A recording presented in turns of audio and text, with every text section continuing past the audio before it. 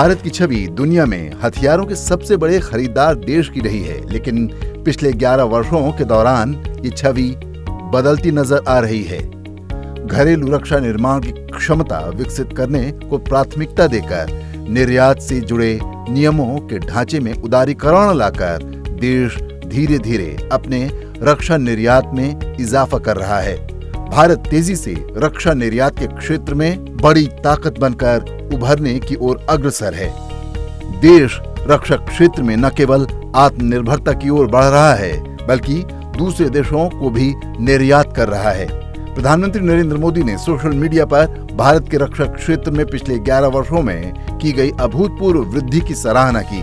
इसमें आधुनिकीकरण और आत्मनिर्भरता पर दोहरे फोकस को रेखांकित किया गया। पिछले 11 वर्षों में भारत के रक्षा क्षेत्र में अभूतपूर्व वृद्धि हुई है, जिससे सैन्य क्षमता, आत्मनिर्भरता और आधुनिकीकरण को मजबूती मिली है। प्रधानमंत्री के मजबूत और दूरदर्शी सोच वाले नेतृत्व में भारत की सेना की ताकत दुनिया में चौथे नंबर पर पहुंच गई है। एक साफ और मजबूत सोच के साथ भारत की आत्मनिर्भरता की यात्रा जो साल 2014 में शुरू हुई थी, वो विभिन्न क्षेत्रों के साथ रक्षा क्षेत्र में भी देखने को मिल रही है। सरकार इस बात पर विशेष जोर दे रही है कि हम दूसरों पर कम निर्भर रहें, अपने देश की ताकत को बढ़ाएं और हमारी सेना को और अधिक आधुनिक, एकजुट और भविष्य के लिए तैयार बनाएं। इसके लिए सरकार ने बड़े सुधार किए, भारी निवेश किया और एक साफ रोड मैप बनाया। इसी के दम पर भारत ने अब एक नई और मजबूत रक्षा व्यवस्था की दिशा में आत्मविश्वास के साथ कदम बढ़ाया है। साथियों, ऑपरेशन सिंदूर में दुनिया ने भारत के स्वदेशी हथियारों और मेक इन इंडिया की ताकत भी देखी है। हमारे भारतीय हथियारों ने, ब्रह्मोस मिसाइल ने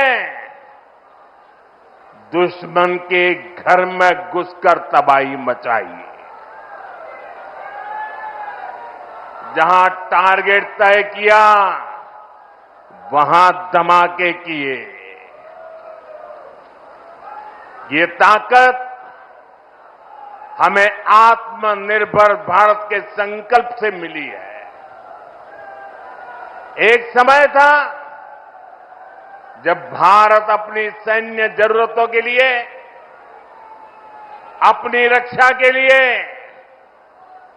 दूसरे देशों पर निर्भर था। हमने उन हालातों को बदलने की शुरुआत की। भारत अपनी रक्षा जरूरतों के लिए आत्मनिर्भर हो,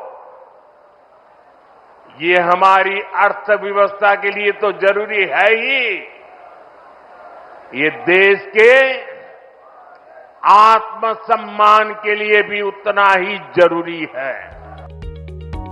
2014 के बाद केंद्र सरकार ने कुछ ऐसे अहम फैसले लिए जिनकी वजह से भारत का रक्षा क्षेत्र पहले से कहीं ज्यादा मजबूत हो गया। जैसे पहली बार चीफ ऑफ डिफेंस स्टाफ का पद बनाया गया, जिससे तीनों सेनाओं में बेहतर तालमेल हुआ। आज भारत का रक्षा क्षेत्र आत्मनिर्भर भारत अभियान की ताकत बन गया है। एक बड़ा और असरदार बदलाव ये भी रहा कि रक्षा क्षेत्र में विदेशी निवेश की सीमा 49% से बढ़ाकर 74% कर दी गई। इससे भारत को विदेशी तकनीक और निवेश भी मिला और हमारे देश में हथियार और उपकरण बनाने की ताकत भी बढ़ी। भारतीय कंपनियों को ज्यादा मौके देने के लिए सरकार ने 2020 में एक बड़ा कदम उठाया। पॉजिटिव इंडिजनाइजेशन लिस्ट शुरू की गई। इन सूचियों में साफ लिखा है कि कई हथियार, सिस्टम और उनके पार्ट्स अब सिर्फ भारतीय कंपनियों से ही खरीदे जाएंगे, यानी इन चीजों को बाहर से मंगाने की इजाजत नहीं होगी। 2024 तक रक्षा मंत्रालय के रक्षा उत्पादन विभाग ने खासकर सरकारी रक्षा कंपनियों के लिए 5 ऐसी सूचियां जारी की हैं, जिनमें कुल 5012 चीजें शामिल हैं। इन सूचियों की वजह से भारत का मेक इन इंडिया और आत्मनिर्भर भारत अभियान और मजबूत हुआ है। इससे देश की कंपनियों को बड़े पैमाने पर काम और नए मौके मिल रहे हैं और भारत लंबी अवधि में खुद अपने हथियार और रक्षा उपकरण बनाने में सक्षम बनता जा रहा है। साथ ही सरकार के इन मजबूत फैसलों की वजह से भारत के रक्षा बजट में भी बड़ी बढ़ोतरी हुई है। जहां 2013-14 में भारत का रक्षा बजट 2,53,000 करोड़ रुपए का था, जो 2025-26 तक बढ़कर 6,81,000 करोड़ रुपए हो गया है। यानी इसमें 169% से भी ज्यादा की बढ़ोतरी हुई है। इतनी बड़ी बढ़त यह दिखाती है कि केंद्र सरकार राष्ट्रीय सुरक्षा को लेकर कितनी गंभीर है। वो लंबे समय तक चलने वाले निवेश के जरिए भारत की सेना को और मजबूत बना रही है। साथियों, एक समय जहां से पारंपरिक उद्योग पलायन कर रहे थे, वहां अब डिफेंस सेक्टर की बड़ी कंपनियां आ रही है। यहां पास में ही अमेठी में AK-203 राइफल का निर्माण शुरू हो चुका है। ऑपरेशन सिंदूर में जिस ब्रह्मोस मिसाइल ने दुश्मनों को सोने नहीं दिया, उस ब्रह्मोस मिसाइल का भी नया पता है उत्तर प्रदेश। भविष्य में कानपुर और यूपी भारत को डिफेंस का बड़ा एक्सपोर्टर बनाने में सबसे आगे रहेंगे। प्रधानमंत्री के मेक इन इंडिया विजन की सफलता अब साफ दिखाई देती है, खासकर रक्षा उत्पादन में। 2014-15 में भारत का कुल रक्षा उत्पादन 46,429 करोड़ रुपए का था, लेकिन 2023-24 में ये लगभग 3 गुना बढ़कर 1,27,434 करोड़ रुपए हो गया। और सबसे अच्छी बात ये कि अब सिर्फ सरकारी कंपनियां ही नहीं, निजी कंपनियां भी इसमें तेजी से आगे आ रही हैं। कुल उत्पादन में 21,083 करोड़ रुपए का योगदान निजी कंपनियों ने किया है, जबकि सरकारी रक्षा कंपनियों ने 1,06,351 करोड़ रुपए लगाए हैं। इसका मतलब है कि भारत अब खुद ही बड़ी संख्या में रक्षा सामान बना रहा है और निजी कंपनियां भी इसमें बड़ी भूमिका निभा रही हैं। इसके अलावा रक्षा निर्यात की कहानी भी काफी दिलचस्प है। साल 2014-15 में भारत ने केवल 1,941 करोड़ रुपए के रक्षा सामान विदेशों को बेचे थे, लेकिन 2024-25 में यह बढ़कर 23,662 करोड़ रुपए हो गया। यानी 10 साल में इसमें 12 गुना बढ़ोतरी हुई है। पिछले 11 वर्षों में प्रधानमंत्री नरेंद्र मोदी के दूरदर्शी नेतृत्व में भारत का रक्षा क्षेत्र आयात पर निर्भर होने से वैश्विक निर्यातक में बदल गया है, जो आत्मनिर्भर भारत और मेक इन इंडिया द्वारा संचालित है। इसमें कुछ बड़े सौदे भी शामिल हैं, जैसे कि फिलीपींस को $375 मिलियन में ब्रह्मोस सुपरसोनिक मिसाइलें बेचना और आर्मेनिया को पिनाका रॉकेट सिस्टम बेचना भी शामिल है। ब्रह्मोस मिसाइल और उन्नत पनडुब्बियां जैसे स्वदेशी नवाचारों ने हमारी सुरक्षा और वैश्विक स्थिति को मजबूत किया है। वैसे तो भारत ने अपने रक्षा निर्यात के सफर में धीरे धीरे काफी सफलताएं अर्जित की हैं, लेकिन दुनिया के बड़े हथियार निर्यातक देशों की कतार में शामिल होने के लिए भारत को अभी बहुत लंबा रास्ता तय करना है। इस समय भारत ने रक्षा निर्यात के अपने एजेंडे को आगे बढ़ाने के लिए एक प्रोत्साहन देने वाला संस्थागत ढांचा खड़ा कर लिया है।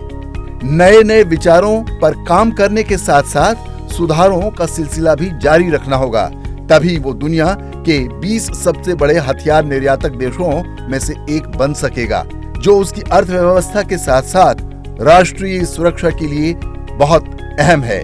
हालांकि रक्षा निर्यात अब 100 से अधिक देशों तक पहुंच गया है, जो आत्मनिर्भरता में ऐतिहासिक वृद्धि को दर्शाता है।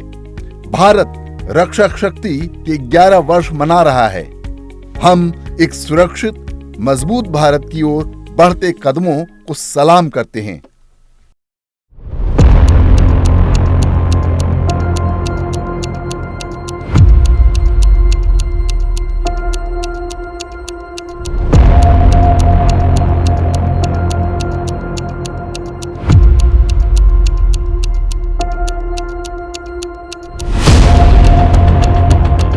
देश के बढ़ते रक्षा उद्योग को और मजबूत बनाने के लिए सरकार ने 2 खास क्षेत्र बनाए हैं, जिन्हें रक्षा औद्योगिक गलियारे कहा जाता है, जिसमें से एक उत्तर प्रदेश में और दूसरा तमिलनाडु में बनाया गया है। रक्षा औद्योगिक गलियारे प्रौद्योगिकियों के विकास के माध्यम से रक्षा विनिर्माण पारिस्थितिकी तंत्र को बढ़ावा देते हैं। इन गलियारों में आगरा, अलीगढ़, कानपुर, चेन्नई और कोयम्बटूर जैसे शहरों को चुना गया है, जहां रक्षा से जुड़ी चीजें बनाने के लिए खास इंतजाम किए जा रहे हैं।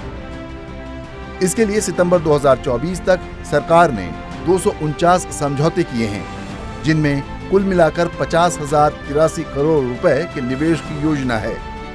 इनमें से 8,331 करोड़ रुपए का निवेश पहले ही हो चुका है। इसका मतलब है कि इस क्षेत्र में तेजी से काम शुरू हो चुका है। 57 रक्षा कंपनियों ने उत्तर प्रदेश रक्षा औद्योगिक गलियारे में अपनी इकाइयां स्थापित की हैं। भारत अपनी रक्षा जरूरतों के लिए आत्मनिर्भर हो, ये हमारी अर्थव्यवस्था के लिए तो जरूरी है ही, ये देश के आत्मसम्मान के लिए भी उतना ही जरूरी है। इसलिए हमने देश को उस निर्भरता से आजादी दिलाने के लिए आत्मनिर्भर भारत अभियान चलाया है। और ये पूरे यूपी के लिए गर्व की बात है, वो डिफेंस सेक्टर में आत्मनिर्भरता में बड़ी भूमिका निभा रहा है। जैसे कानपुर में पुरानी ऑर्डिनेंस फैक्ट्री है, वैसी 7 ऑर्डिनेंस फैक्ट्रियों को हमने बड़ी आधुनिक कंपनियों में बदल दिया है। आज यूपी में देश का बड़ा डिफेंस कॉरिडोर बन रहा है। इस कॉरिडोर का कानपुर नोड रक्षा क्षेत्र में आत्मनिर्भर भारत का बड़ा केंद्र है। रक्षा क्षेत्र में बदलाव को आगे बढ़ाने में आईडेक्स नाम की एक खास योजना का बड़ा योगदान है। इनोवेशंस फॉर डिफेंस एक्सेलेंस योजना प्रधानमंत्री मोदी के नेतृत्व में शुरू की गई थी, ताकि भारत के स्टार्टअप्स को रक्षा क्षेत्र में नया और काम का सामान बनाने के लिए प्रोत्साहित किया जा सके। आईडेक्स की मदद से हमारी सेनाओं की जरूरतें पूरी हो रही हैं और साथ ही देश में रक्षा क्षेत्र में काम करने वाले नए इनोवेटर्स की एक नई पीढ़ी तैयार हो रही है। आज भारत गर्व से वो उपकरण बना रहा है जो कभी बहुत मुश्किल या नामुमकिन समझे जाते थे, जैसे तेजस लाइट कॉम्बैट एयरक्राफ्ट और आईएनएस विक्रांत, जो भारत का पहला स्वदेशी विमान वाहक पोत है। इसके अलावा आकाश मिसाइल, धनुष तोप, LCH प्रचंड, उन्नत ड्रोन और रडार जैसे भारतीय हथियार अब पूरी तरह से इस्तेमाल हो रहे हैं। ये सिर्फ तकनीकी उपलब्धियां नहीं हैं, बल्कि ये राजनीतिक इच्छा शक्ति का नतीजा है। प्रधानमंत्री नरेंद्र मोदी की सरकार मानती है कि भारत को अपनी रक्षा के लिए जो भी चीज चाहिए उसे खुद बनाना चाहिए। 2022 से राष्ट्रीय रक्षा अकादमी में महिला कैडेट्स का प्रवेश भी शुरू हुआ, जो सैन्य भूमिका में महिलाओं की प्रगतिशील भागीदारी का प्रतीक है। अग्निपथ योजना के तहत 1300 से ज्यादा महिलाओं को सशस्त्र बलों में भर्ती किया गया है। प्रधानमंत्री मोदी का सपना देश की सीमाओं की तरफ फैला हुआ है। अप्रैल 2023 में सरकार ने जीवंत गांव कार्यक्रम शुरू किया, ताकि अरुणाचल प्रदेश, सिक्किम, उत्तराखंड, हिमाचल प्रदेश और लद्दाख की उत्तरी सीमाओं पर बसे गांवों को विकसित किया जा सके। इस योजना के तहत 2,967 गांवों को चुना गया। इस योजना के तहत अब तक 1,400 से ज्यादा प्रोजेक्ट्स को मंजूरी मिल चुकी है, जिनमें पर्यटन, सौर ऊर्जा, सड़क संपर्क और शिक्षा जैसे जरूरी काम शामिल हैं। भारत एक नए युग की दहलीज पर खड़ा है और प्रधानमंत्री नरेंद्र मोदी के नेतृत्व में रक्षा क्षेत्र में जो परिवर्तन आए हैं वे सिर्फ सैन्य शक्ति का विस्तार नहीं बल्कि राष्ट्र के पुनरुत्थान का प्रतीक हैं। यह बदलाव सिर्फ एक आत्मनिर्भर रक्षा तंत्र की नींव नहीं रखता बल्कि एक ऐसे भारत की भी नींव रखता है जो अपने घर और विदेश दोनों जगह अपने हितों की रक्षा कर सकता है। भविष्य की ओर देखते हुए सरकार का लक्ष्य साफ है कि एक ऐसी सेना तैयार की जाए जो आधुनिक हो, सभी को साथ लेकर चले और देश के विकास के लक्ष्यों से जुड़ी हो। नई तकनीक में लगातार निवेश किया जा रहा है, निजी क्षेत्र की भागीदारी बढ़ रही है और हर नागरिक को सशक्त बनाने वाला सोच अपनाया गया है। भारत अब अपनी सीमाओं की सुरक्षा करने और अपने भविष्य को तय करने के लिए पूरी तरह से तैयार है। आत्मनिर्भर भारत की ओर हमारी यात्रा अब कोई नहीं रोक सकता।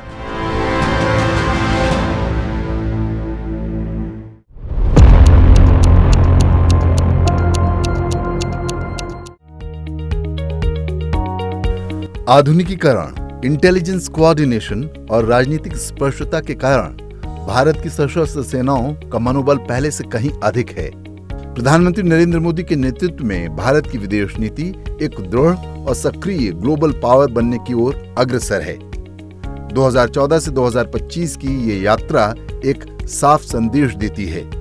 भारत कभी डरता नहीं है बल्कि दुश्मन के दिल में डर पैदा करता है। जिस तरह पाकिस्तान ने 10 मई 2025 को युद्ध विराम की गुहार लगाई, वो बदलते भारत की शक्ति का प्रमाण है। ऑपरेशन सिंदूर के बाद हम एक नए न्यू नॉर्मल को बनते हुए देख रहे हैं, जहां शांति को हमेशा प्राथमिकता दी जाती है, लेकिन कभी भी इसे हल्के में नहीं लिया जाता। पाकिस्तान प्रायोजित आतंकवाद से निपटने के मामले में प्रधानमंत्री नरेंद्र मोदी ने यही न्यू नॉर्मल की परिभाषा तय की है। सर्जिकल स्ट्राइक और एयर स्ट्राइक के बाद अब ऑपरेशन सिंदूर आतंक के खिलाफ भारत की नीति है। ऑपरेशन सिंदूर ने आतंक के खिलाफ लड़ाई में एक नई लकीर खींच दी है, एक नया पैमाना, न्यू नॉर्मल तय कर दिया है। पहला, भारत पर आतंकी हमला हुआ तो मुंह तोड़ जवाब दिया जाएगा। हम अपने तरीके से, अपनी शर्तों पर जवाब देकर रहेंगे। हर उस जगह जाकर कठोर कार्रवाई करेंगे जहां से आतंक की जड़ें निकलती हैं। दूसरा, कोई भी न्यूक्लियर ब्लैकमेल भारत नहीं सहेगा। न्यूक्लियर ब्लैकमेल की आड़ में पनप रहे आतंकी ठिकानों पर भारत सटीक और निर्णायक प्रहार करेगा। तीसरा, हम आतंक की सरपरस्त सरकार और आतंक के आकाओं को अलग अलग नहीं देखेंगे। ऑपरेशन सिंदूर के दौरान दुनिया ने पाकिस्तान का वो घिनौना सच फिर देखा है, जब मारे गए आतंकियों को विदाई देने पाकिस्तानी सेना के बड़े बड़े अफसर उमड़ पड़े। स्टेट स्पॉन्सर्ड टेररिज्म का ये बहुत बड़ा सबूत है। हम भारत और अपने नागरिकों को किसी भी खतरे से बचाने के लिए लगातार निर्णायक कदम उठाते रहेंगे। चाहे साल 2016 में पठानकोट और उरी आतंकी हमला हो या 2019 का पुलवामा आत्मघाती हमला या फिर हाल ही में पहलगाम आतंकी हमला, भारत ने हर बार और हर अगले ऑपरेशन के जरिए बड़ी ताकत से जवाब दिया। उरी हमले का जवाब सर्जिकल स्ट्राइक के रूप में दिया गया, जिसमें भारतीय जवानों ने सीमा के पार जाकर आतंकवादी ठिकानों को तबाह किया। पुलवामा के बाद भारत ने बालाकोट में एयर स्ट्राइक की, आतंकियों के प्रशिक्षण शिविर को निशाना बनाया। 2025 में पहलगाम हमले के बाद भारत ने ऑपरेशन सिंदूर शुरू किया, जो एक समन्वित और सटीक हमला था, जिसमें पाकिस्तान के अंदर स्थित 9 आतंकी कैंप्स को ध्वस्त किया गया। प्रधानमंत्री के नेतृत्व में ये बदलाव सिर्फ एक रणनीति नहीं है, ये आतंकवाद के प्रति भारत का नया सिद्धांत है। हर प्रकार के आतंकवाद के खिलाफ हम सभी का एकजुट रहना, हमारी एकता हमारी सबसे बड़ी शक्ति है। निश्चित तौर पर ये युग युद्ध का नहीं है, लेकिन ये युग आतंकवाद का भी नहीं है। टेररिज्म के खिलाफ जीरो टॉलरेंस, ये एक बेहतर दुनिया की गारंटी है। लोगों को अब भरोसा है कि उनकी सरकार उनकी रक्षा करेगी, कि हमारे सैनिकों की शहादत व्यर्थ नहीं जाएगी और आतंकवादियों को सजा जरूर मिलेगी। सैन्य बलों की सतर्कता, सजगता और सटीक कार्रवाई के कारण बड़े आतंकी हमलों की संख्या में भारी गिरावट आई है। सीमा पार घुसपैठ की कोशिशें कम हुई हैं। दुनिया अब भारत के साथ खड़ी है। आतंकवाद पर वैश्विक सोच बदल चुकी है। भारत के आत्मरक्षा के अधिकार को अब न केवल स्वीकार किया जा रहा है, बल्कि उसका सम्मान भी किया जा रहा है।